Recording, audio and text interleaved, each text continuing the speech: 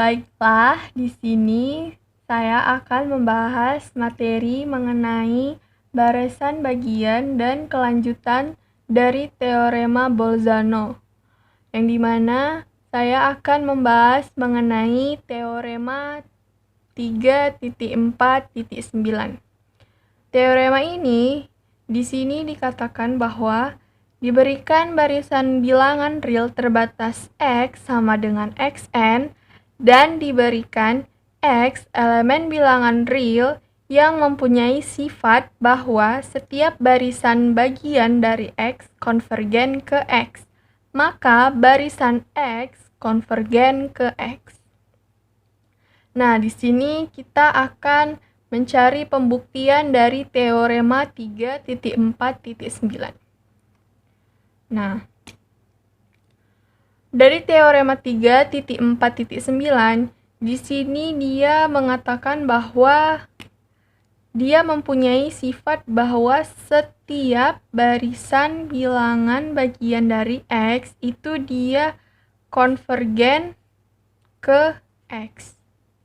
Nah, di sini pembuktiannya, misalnya saya akan mengambil barisan dari si Xn itu berupa Xn, di mana Xn itu saya buat menjadi 1/n. Nah, bentuk barisannya itu seperti ini. Lalu 1/n itu dia bisa kita jabarkan menjadi misalnya kita jabarkan itu dia menjadi 1/1, 1/2, 1/3, 1/4, dan seterusnya. Nah, kita ingin menyelidiki apakah barisan 1/n ini merupakan barisan yang konvergen ke X. Nah, dari barisan ini kita bisa mengambil barisan bagian dari si Xn. Misalnya kita mau mengambil barisan bagian misalnya kita kelang 2. Misalnya barisan bagian yang pertama X, misalnya 1/2, misalnya 1/4, 1/6, 1/8, dan seterusnya. Yang dimana setiap bilangan-bilangan yang berada di sini itu dia konvergen atau menuju ke suatu bilangan, yaitu bilangan 0. Ya kan?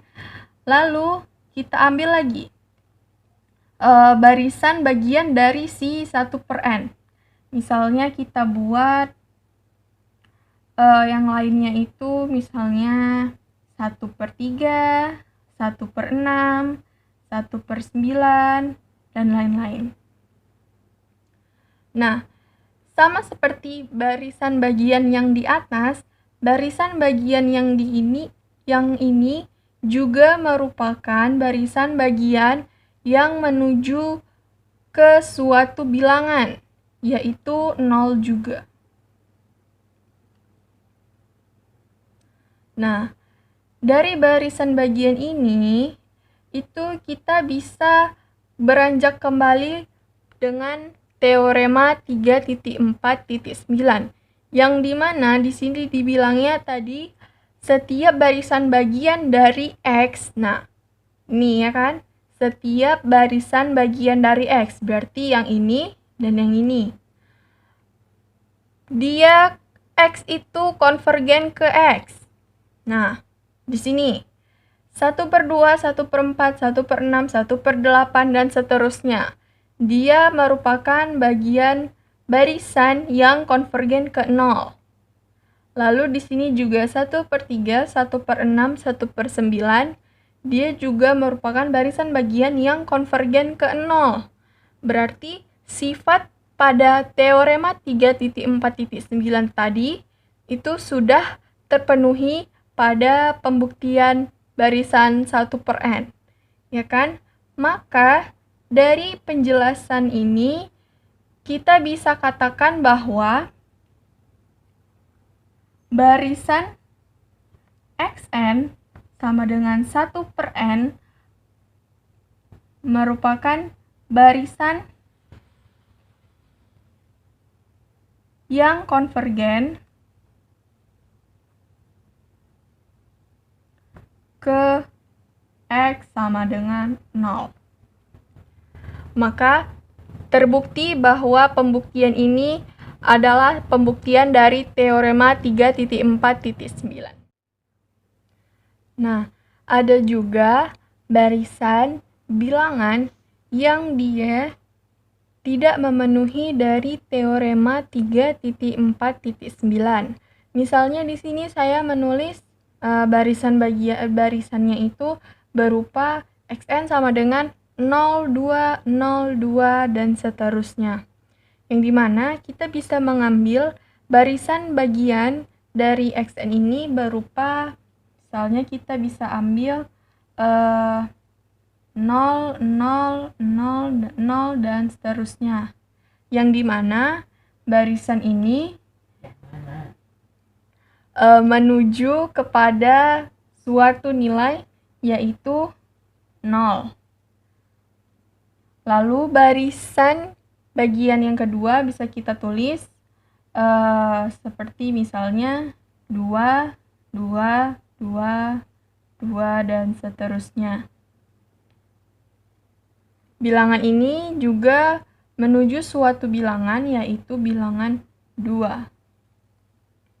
Nah, dari bilangan ini kita dapat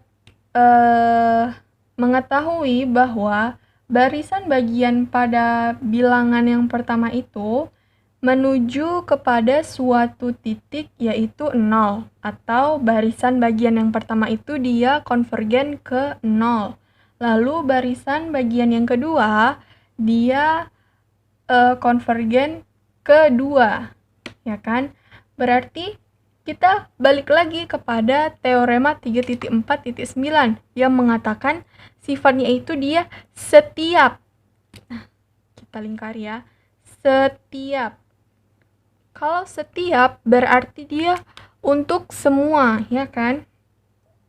Masing-masing dia harus memiliki sifat setiap barisan bagian dari X itu dia harus konvergen ke X. Berarti dia barisan bagian itu harus konvergen ke nilai yang sama seperti halnya yang di atas tadi. Ini barisan bagian yang pertama konvergen ke 0. Lalu barisan bagian yang kedua konvergen ke 0 juga. Dari kedua barisan bagian ini menuju ke suatu bilangan yang sama. Tetapi pada hal ini mereka berbeda. Mereka itu bukan konvergen melainkan divergen. Dia menyebar. Kalau konvergen kan dia menuju suatu titik. Nah, pada xn sama dengan 0,2,0,2 ini dia tidak berlaku teorema 3.4.9 karena dia tidak memenuhi atau mempunyai sifat dari teorema ini. Baik, selanjutnya kita akan membahas mengenai barisan Cauchy. Materi persempitnya yaitu mengenai kriteria dari barisan Cauchy. Di sini terdapat definisi 3.5.1 yang mengatakan bahwa barisan bilangan real X sama dengan xn disebut barisan Cauchy jika untuk setiap epsilon besar dari 0 terdapat H epsilon elemen bilangan asli. Sedemikian sehingga untuk setiap n, m elemen bilangan asli dengan m, n lebih besar atau sama dengan H epsilon, maka berlaku mutlak xn dikurang xm lebih kecil dari epsilon. Nah, dari definisi ini kita bisa beranjak kepada contoh yang pertama. kita akan mencari tahu kalau misalnya 1/n itu adalah barisan Cauchy. Dari bilangan ini, kita bisa mengambil sebarang epsilon besar dari 0. Lalu menurut definisi, terdapat H epsilon anggota bilangan real. Sedemikian sehingga, di sini kita tulis ya, sehingga ini berlaku ya, berlaku menjadi 1/n lebih besar dari 1/h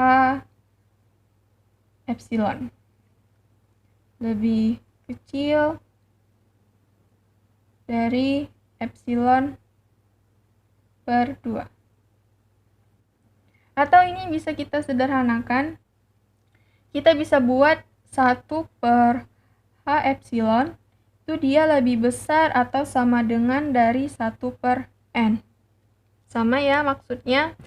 Lalu dengan hal yang sama, kita buat juga 1/m itu dia lebih kecil dari epsilon per 2. Atau kita buat sederhananya menjadi 1/h epsilon lebih besar atau sama dengan 1/m. Berlaku mutlak xn dikurang xm itu dia lebih kecil dari epsilon. Xn mutlak xn dikurang xm itu dia sama dengan mutlak 1/n dikurang 1/m. Nah, kita harus mencari tahu apakah mutlak dari 1/n kurang 1/m itu dia lebih kecil dari epsilon. Nah, kalian ingat nggak mengenai koroleri 2.2.4? Yang dimana bentuknya itu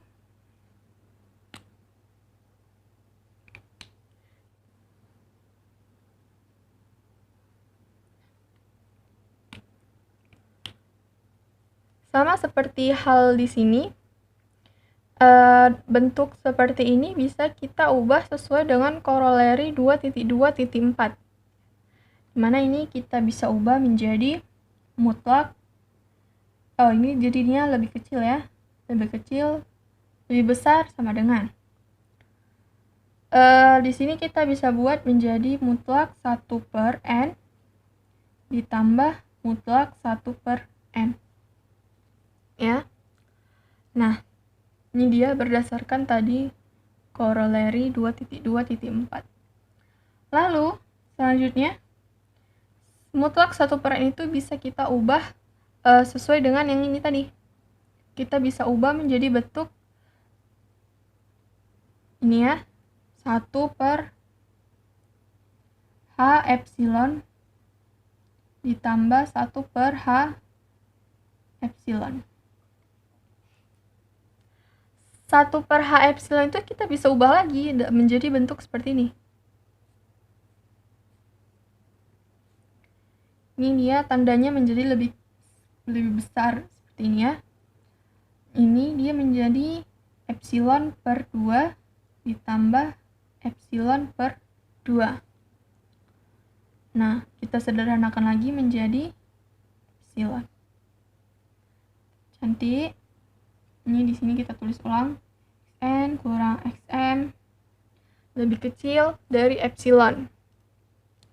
Nah, ini kan sudah sama ya, sesuai dengan definisi 3.5.1 yang dimana tadi berlaku xn kurang xm lebih kecil dari epsilon. Lalu di sini juga tugas kita juga sama ya. Di sini juga sudah terbukti bahwa si 1/n itu dia lebih kecil dari epsilon, ya kan? Karena mutlak xn kurang xm sama dengan 1/n dikurang 1/m itu dia lebih kecil dari epsilon untuk sembarang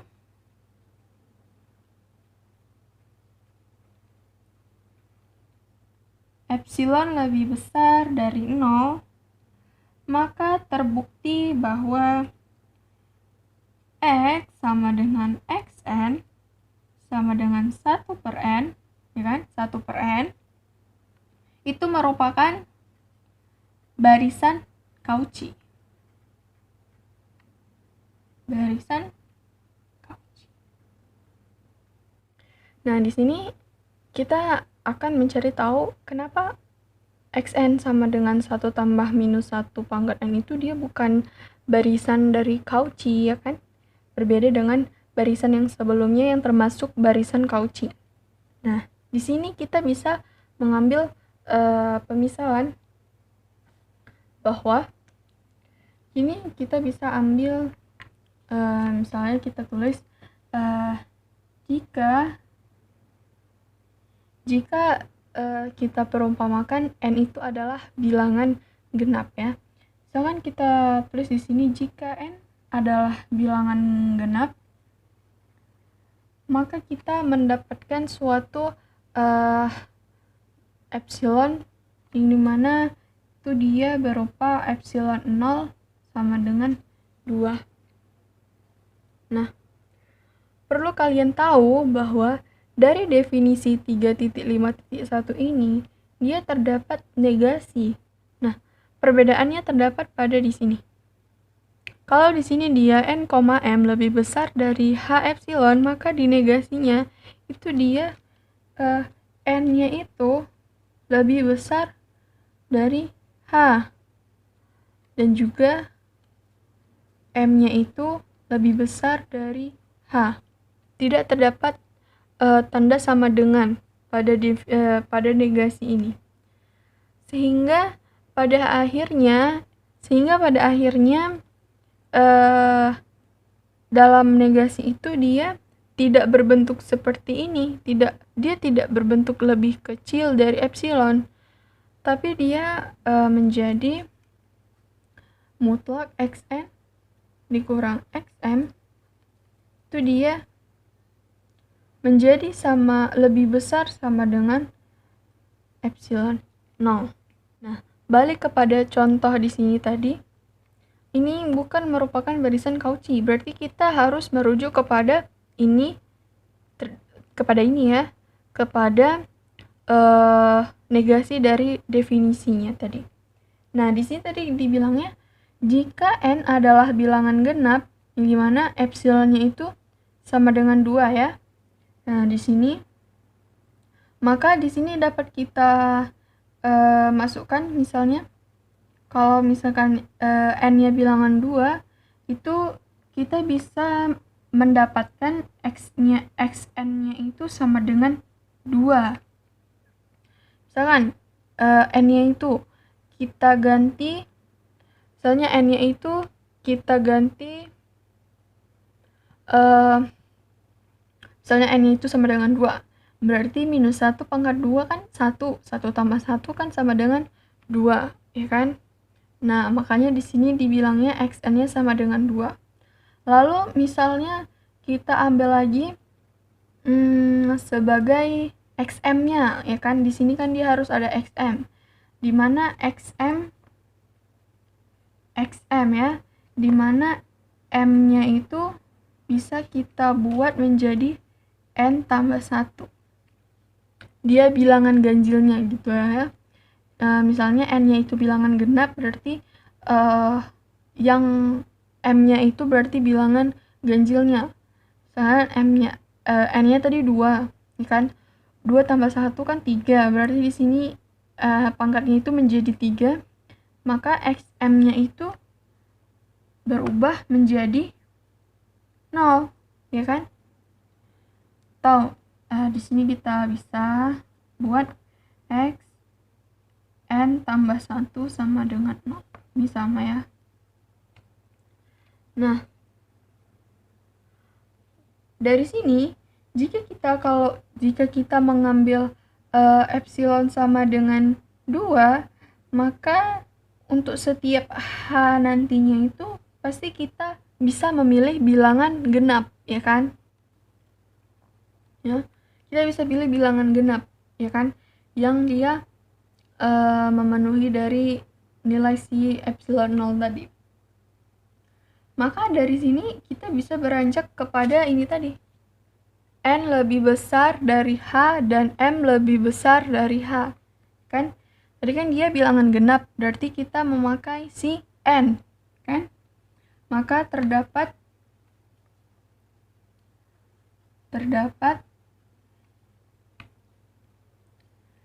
N lebih besar ya, lebih besar dari H, dan M-nya tadi itu sama dengan N tambah 1, kan?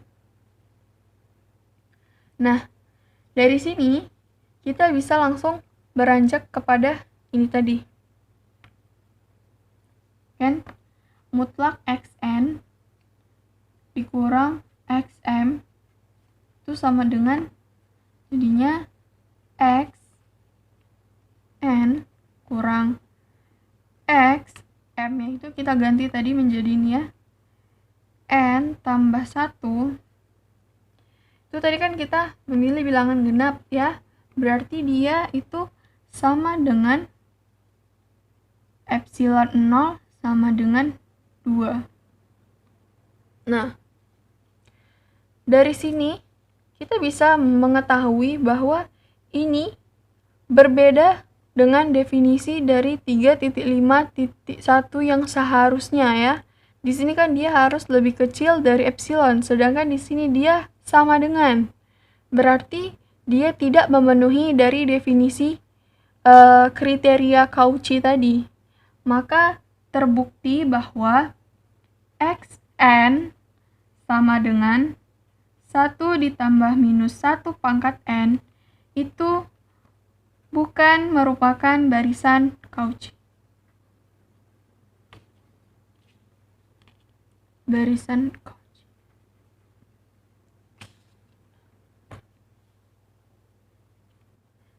Baiklah, segitu saja materi yang dapat saya sampaikan mengenai tadi kelanjutan dari teorema Bolzano dan sekarang mengenai kriteria dari Cauchy. Semoga materi yang saya sampaikan ini bermanfaat untuk kalian semua. Terima kasih. Assalamualaikum warahmatullahi wabarakatuh.